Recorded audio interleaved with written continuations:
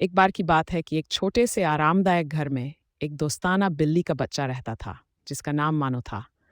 मानो एक नन्ही सी भूरे रंग की टैबी बिल्ली थी, जिसकी चमकदार हरी आंखें और हिलती हुई पूंछ थी। उसी घर में एक हंसता खेलता बच्चा भी रहता था, जिसका नाम शहरयार था। शहरयार के गोल मटोल मासूम चेहरे पर ऐसी हंसी थी जो किसी को भी खुश कर दे। एक उजली सुबह मानो धूप में नाचते हुए धूल के कणों को पकड़ने में व्यस्त थी कि उसे एक हल्की सी हंसी सुनाई दी। वह रुकी और रंग बिरंगे प्लेमेट की तरफ देखा जहां शहरयार लेटा हुआ था।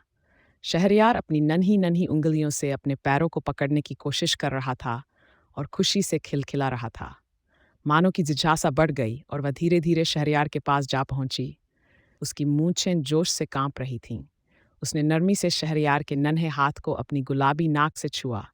शहरयार मुलायम फर और हल्की सी छुअन से बहुत खुश हुआ और जोर जोर से हंसने लगा।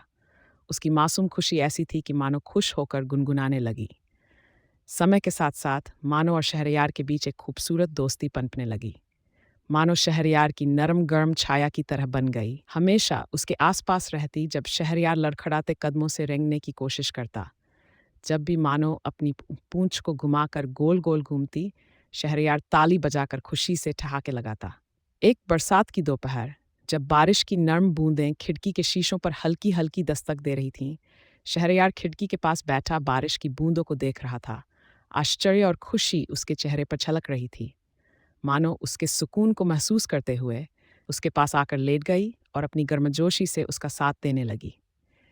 यूं ही दिन गुजरते गए, हंसी, नरम गुनगुनाहट और नई नई खोजों से भरे हुए।